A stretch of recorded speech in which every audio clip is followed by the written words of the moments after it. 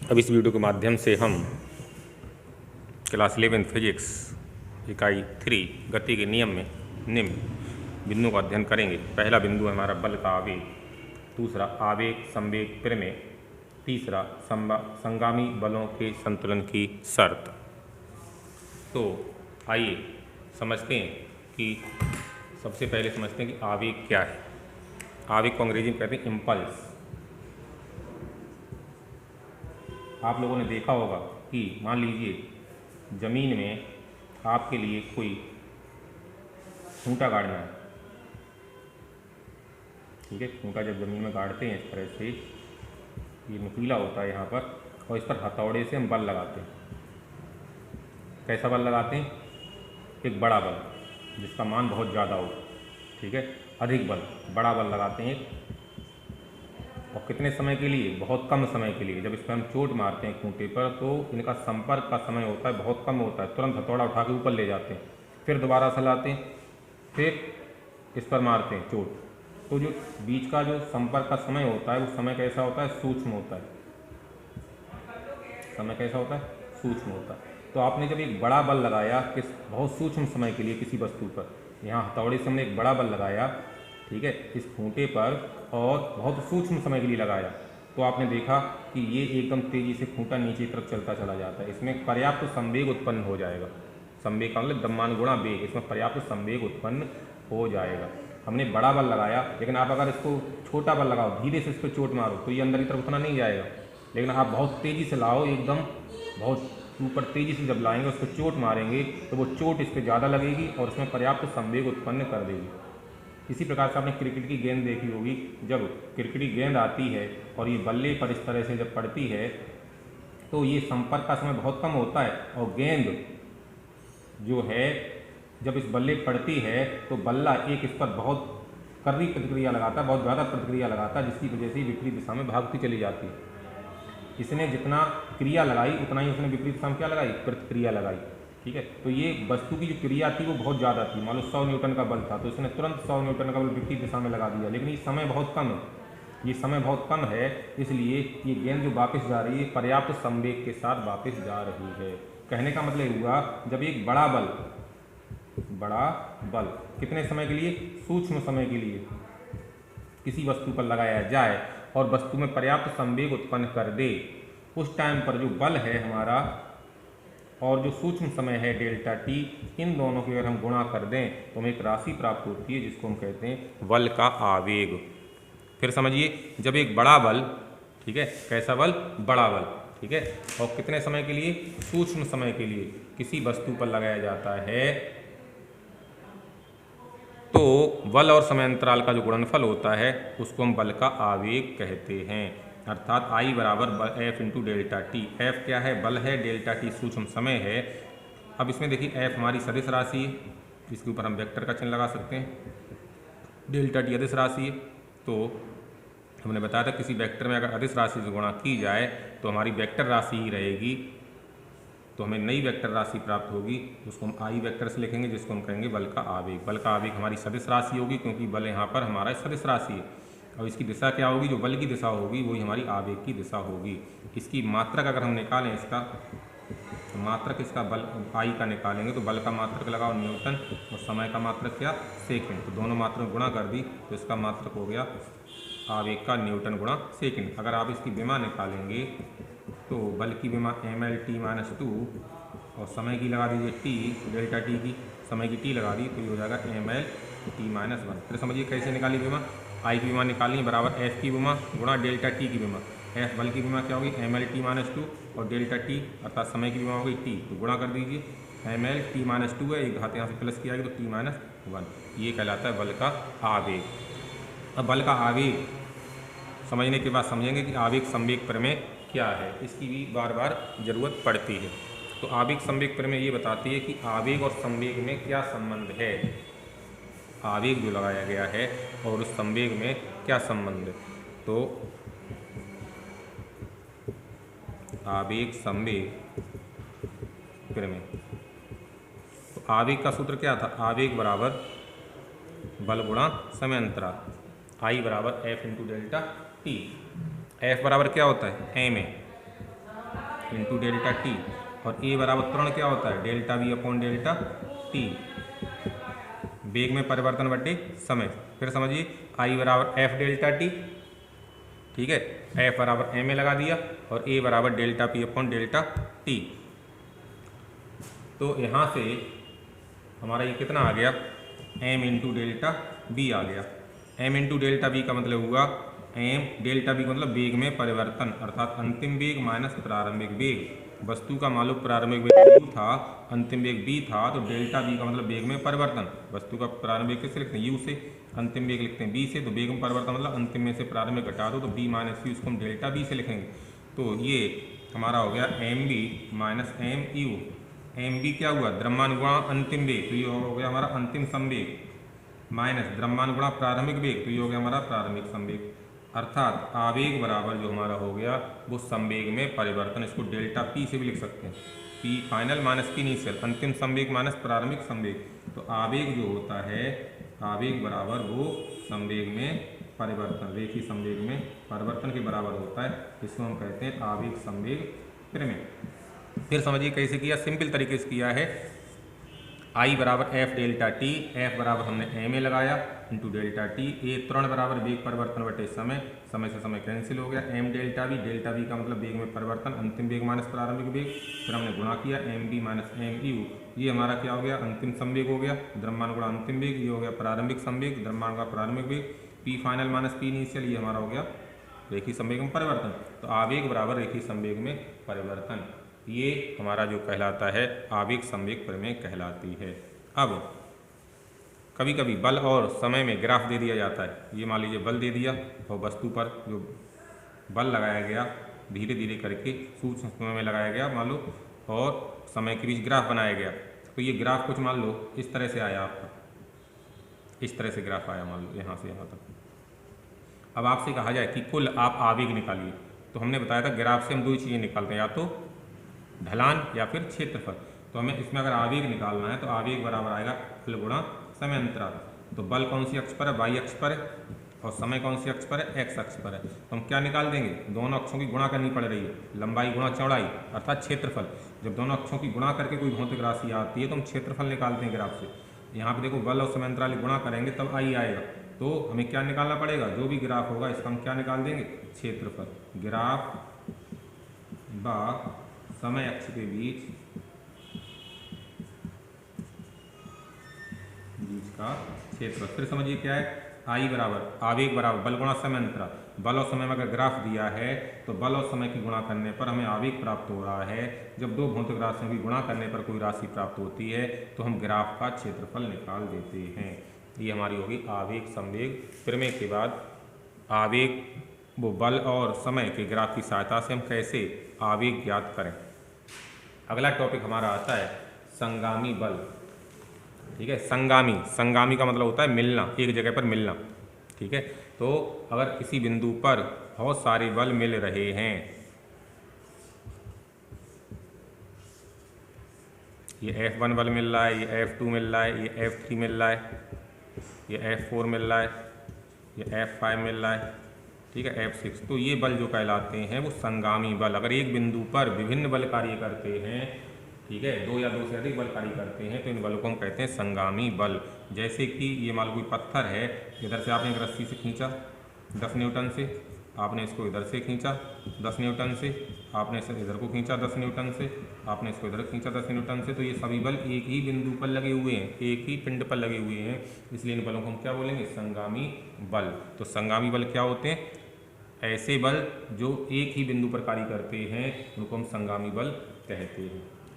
ठीक है, ऐसा नहीं है कि हमेशा संगामी बल किसी एक ही तल में हो, ये अलग अलग तलों में भी हो सकते हैं। बस एक ही पिंड पर अगर ये बल लग रहे हैं तो हम इनको क्या कहेंगे, संगामी बल कहेंगे।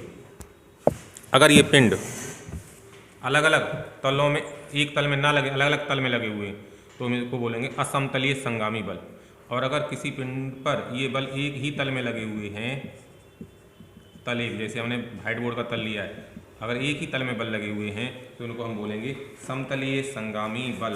फिर समझिए, अगर बल जो है वो किसी बिंदु पर एक ही तल में लगे हुए हैं तो इसको हम क्या बोलेंगे, समतलीय संगामी बल, और ये अगर एक तल में नहीं है बल तो इनको हम बोलेंगे असमतलीय संगामी बल। अब हम इनके संतुलन की शर्त ज्ञात करेंगे। संगामी बलों के संतुलन की क्या शर्त निकल के आती है उसको हम देखेंगे। तो मान लिया कि एक बिंदु है, संतुलन का मतलब समझिए क्या है। संतुलन का मतलब क्या है, ये मान लीजिए कोई पिंड है, इस पर हमने इधर से 10 न्यूटन का बल लगाया तो ये वस्तु इधर की तरफ भाग जाएगी। हमने इस वस्तु पर पीछे 10 न्यूटन लगा दिया, अब ये वस्तु रुकी रहेगी, अर्थात इस पर नेट बल कितना हो गया, 0 हो गया। इस पर हमने 10 न्यूटन ऊपर लगा दिया, वस्तु ऊपर भाग जाएगी, फिर 10 न्यूटन नीचे लगा दिया, वस्तु रुकी रहेगी। ये इससे कैंसिल, ये इससे कैंसिल। तो किसी वस्तु पर अगर नेट बल का मान 0 है, किसी वस्तु पर अगर परिणामी बल 0 है तो हम कहेंगे कि वह पिंड संतुलन की अवस्था में है। ठीक है, नेट बल 0 होने का मतलब हुआ, त्वरण भी 0 कह सकते हैं। F बराबर क्या होता है, m है, तो a बराबर 0 आ जाएगा। तो वस्तु जरूर नहीं विराम में हो, वस्तु गतिमान भी हो सकती है, गतिमान वस्तु भी संतुलन में हो सकती है। बस क्या है, उस वस्तु पर नेट बल का मान क्या होना चाहिए, 0 होना चाहिए, या फिर वस्तु का त्वरण कितना होना चाहिए, 0 होना चाहिए। कोई वस्तु अगर एक समान वेग से चल रही है, तो एक समान वेग से चल रही है तो उसका त्वरण कितना हो गया, 0, तब भी हम उसको संतुलन में कहेंगे।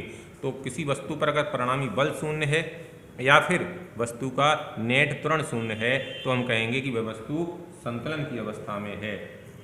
तो संगामी बल की संतुलन की शर्त, अगर किसी बिंदु पर 3 बल लगे हुए हैं, किसी वस्तु पर 3 बल लगे हुए हैं, मान लो ये बल हमने ले लिया आपका F1, ये बल ले लिया F2 और ये बल ले लिया F3, इस तरह से लगे हुए हैं, और इनके संतुलन की शर्त क्या होगी, इस पिंड पर, ये पिंड जो है इस पर नेट बल का मान कितना हो, 0, इस पर कितना बल लग रहा है F1, इस पर F2, इस पर F3। जब कभी हम नेट बल बोलेंगे तो हम बल को सदिश रूप में प्रयोग करेंगे, वेक्टर रूप में।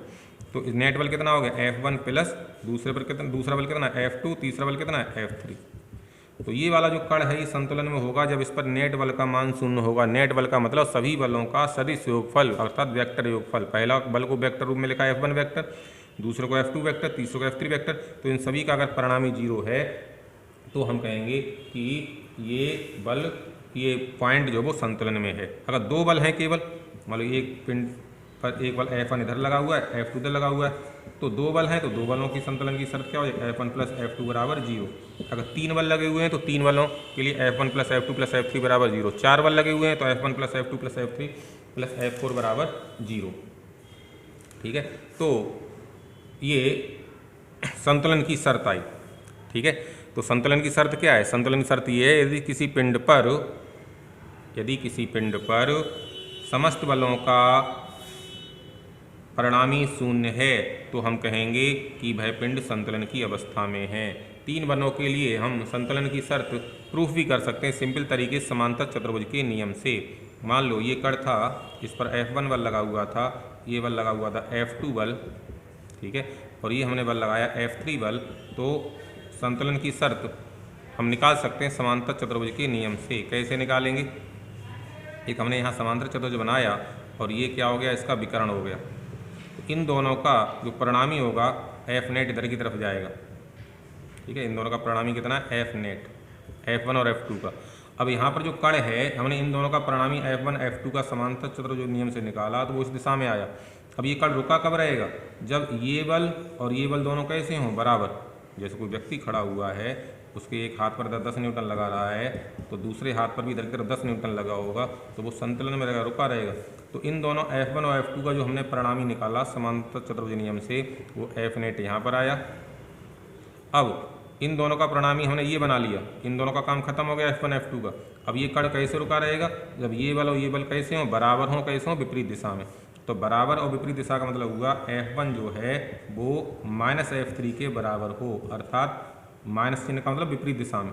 F नेट कितना होगा, इन दोनों को जोड़ दीजिए, F1 प्लस F2 बराबर माइनस का F3, तो कितना हो गया, इधर ले आइए, तो F1 plus F2 plus F3 बराबर 0। फिर एक बार समझ लीजिए, हमने पहले क्या काम किया, F1 F2 बल लिया, कड़ पे लगा हुआ था मान लो इधर की तरफ, F2 इधर की तरफ, F3 इधर की तरफ लगा हुआ था। तो हमें सिद्ध करना है कि संतुलन की शर्त ये है। तो संतुलन की शर्त अगर ये है तो हम क्या करेंगे, हम पहले इन दोनों बलों का परिणामी निकालेंगे समांतर चतुर्भुज के नियम से, इस तरह से। और ये हमने इन दोनों का परिणामी F नेट मान लिया। एफ नेट की वैल्यू कितनी होगी F1 प्लस F2, जैसे कि ए वेक्टर प्लस बी वेक्टर बताया था समांतर चतुर्भुज नियम में। अब ये कट संतुलन में कब होगा, जब ये दोनों बल, ये बल और ये बल कैसे होंगे, बराबर और विपरीत दिशा में। तो बराबर का मतलब हमने ये बराबर कर दिया, विपरीत दिशा का मतलब माइनस का चिन्ह लगा दिया। एफ नेट का मान कितना होगा F1 प्लस F2 और बराबर माइनस का F3, तो F1 plus F2 plus F3 बराबर 0। ये आपके संगामी बलों के संतुलन की शर्त हो गई। ठीक है, अगर किसी पिंड पर बहुत सारे बल लगे हुए हैं अलग अलग दिशा में, F1, F2, F3, ठीक है, ये F4, इस तरह से बहुत सारे बल लगे हुए हैं Fn। ये मान लो F1 थोड़ा हम इस तरह दिखा देते हैं, ये एक्स अक्ष मान लीजिए, एक्स अक्ष से ये F1 बल लगा हुआ है, ये F2 बल लगा हुआ है, ये F3 बल लगा हुआ है, बहुत सारे बल लगे हुए हैं, ये मान लो Fn है। F1 बल जो है एक्स अक्ष से α1 कोण बनाता है, ये α2, ये α3, इस तरह से कोण बना रहे हैं। तो हर एक बल के हम घटक कर लेंगे। F1 के दो घटक होंगे एक्स अक्ष की दिशा में, उसे F1x लिखेंगे, और वाई अक्ष की दिशा में F1y। F2 का एक्स अक्ष की दिशा में घटक F2x और ये F2y। इसी प्रकार से तीसरे बल का घटक F3x, F3y, एक्स अक्ष में घटक आ गई, ये वाई अक्ष में। F1x घटक कितना होगा अगर हम देखें तो F1x घटक होगा हमारा F1 cos α 1, ठीक है। F2x देखेंगे तो कितना घटक आएगा F2 cos α2, घटक करना आपको बता चुके हैं। ऐसी y अक्ष की दिशा में घटक अगर निकालेंगे तो F1y कितना आएगा F1 sin α1, F2y कितना आएगा F2 sin α2। इस तरह से घटक ये निकाल सकते हैं। तो अगर ये पिंड संतुलन में है, बहुत सारे बल लगे हैं, तो प्रत्येक दिशा में नेट बल का मान शून्य होना चाहिए, अर्थात F1x प्लस F2x, x दिशा में कुल बल कितना निकल के आया, और लास्ट में आएगा Fnx बराबर 0 होना चाहिए। x दिशा में जितने भी बल आए उनके घटकों का योगफल 0 होना चाहिए। और F2y दिशा में ऐसे ही होना चाहिए, F1y plus F2y plus F3y, इस तरह से ये सब Fny, ये भी क्या होना चाहिए 0। मतलब x दिशा में जितने भी घटक आए, पहले बल का घटक F1x आया, दूसरे का F2x, तीसरे का F3x, इन सब का योगफल। ऐसी y दिशा में जो घटक आएंगे, पहले का आया F1y, दूसरे का F2y, तीसरे का F3, इनका योगफल क्या होना चाहिए 0 होना चाहिए, तब ये हमारे बल संतुलन में कहलाएंगे। एक और होती है लामी की प्रमेय। लामी की प्रमेय क्या होती है, ठीक है, इस पर आधारित कुछ आंकिक प्रश्न भी करा सकते हैं। लामी की प्रमेय समझ लीजिए, 3 बलों के लिए होती है। 3 बल किसी पिंड पर लगे हुए हैं, इस तरह से समतलीय बल F1, F2 और ये मान लो F3 बल लगा हुआ है। 1 और 2 के बीच का जो कोण है इसको हमने लिख लिया θ1 2, ठीक है। 2 और 3 के बीच का कोण लिख लिया हमने θ2 3, और 3 और 1 के बीच का कोण ये लिख लिया हमने θ3 1। इस तरह से 3 बल संतुलन में हैं। ये थोड़ा सा इस मान लो इस दिशा में बना देते हैं, इस तरह से ये कोण हो गया θ2 3, 2 और 3 के बीच का, ठीक है। और ये हो गया हमारा 1 और 2 के बीच का, और ये कोण हमारा हो गया θ3 1, 3 और 1 के बीच में। तो ये पिंड यहाँ पर जो है वो संतुलन में अगर है तो लामी की प्रमेय ये कहती है कि F1, F2 और F3 का अनुपात हम कैसे निकालें। तो F1 अपॉन साइन, यहाँ पर साइन आएगा थीटा, और थीटा कौन सा कोण आएगा 1 यहाँ लिख लिया, तो 2 और 3 के बीच का कोण आएगा 2 3। F2 आएगा तो साइन 2 यहाँ पर है, तो 2 के बाद छोड़ के कौन कौन से बचे 1 और 3, तो यहाँ θ1 3 आएगा। ध्यान रखेंगे यहाँ 2 लिखा है तो यहाँ 2 नहीं आएगा। F3 लिखा है तो साइन क्या आएगा यहाँ पर 1 और 2 के बीच का। फिर समझिए F1 तो θ आएगा 2 3, 2 आएगा यहाँ पर F2 तो यहाँ θ1 3 के बीच का, F3 तो साइन θ1 2। इसको हम कहते हैं लामी की प्रमेय, इसको भी आप लोग याद रखेंगे।